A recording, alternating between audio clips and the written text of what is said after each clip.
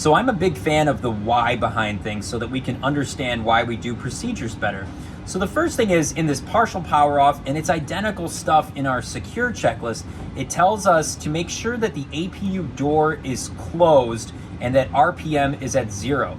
So I'm looking at the circuit breaker synoptic page over here, and we've got the DC Essential bus up right now, DC Essential 1.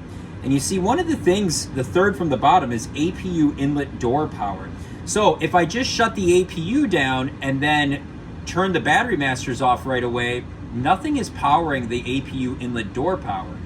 Another thing that's in here is APU ECU secondary. And if I jump to DC Essential Bus 2, we're gonna see APU ECU primary. And what happens with that is when the ECU is no longer powered after shutting down, there's an oil solenoid that's going to remain inappropriately open that closes when the RPM is all the way at 0. And if this solenoid is open, we're going to have a nuisance APU low oil quantity message on the first startup in the morning. And that could lead to issues like we've seen, maintenance come out and over-service the APUs with oil, and then you see the oil trail down the back of the aircraft. So that's a little bit of a problem.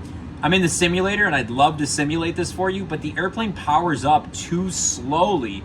And so what ends up happening is that the door is already closed by the time I turn the power back on. But if you're doing a walk around first flight in the morning and the APU door was left open, you'll see it when you're doing the walk around if the airplane's not powered up yet, and birds or ice or other things could find their way in there. Another thing that I'm looking at with this is APU FireX Auto A.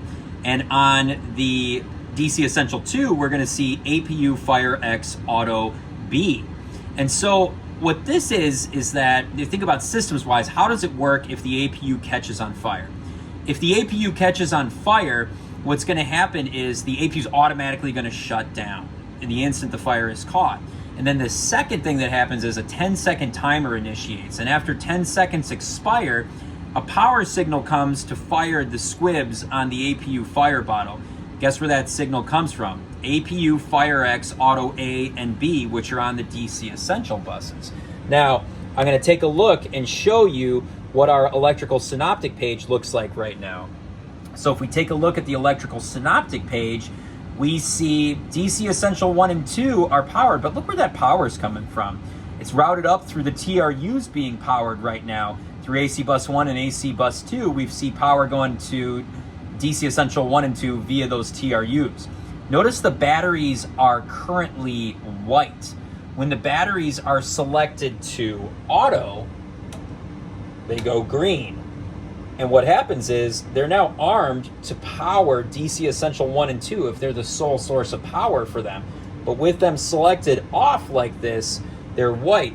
And nothing is going to power DC Essential 1 and 2 when the APU catches on fire. So now I'm going to go look over on the left-hand side here and show you what happens when I set the APU on fire. So right now we're going to trigger an APU fire.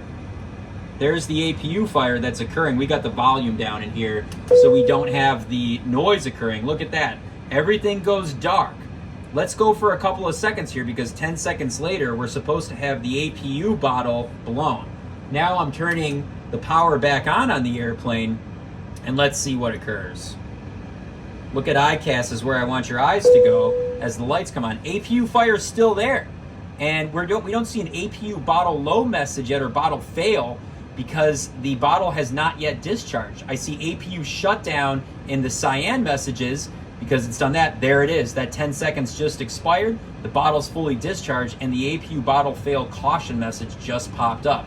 So systems-wise, what's going to happen here is the airplane's going to sit here and that APU is just going to burn and smolder out if you didn't follow the partial power off checklist correctly or the secure checklist correctly. So notice once that bus was powered, boom, it did exactly what it's supposed to do and shut off. So please do pay attention to that, follow our APU policy, and do the partial power off and secure the right way so that you prevent nuisance maintenance messages, as well as the possibility of birds or ice going into the APU or a faulty fire system malfunction and a burnt up airplane.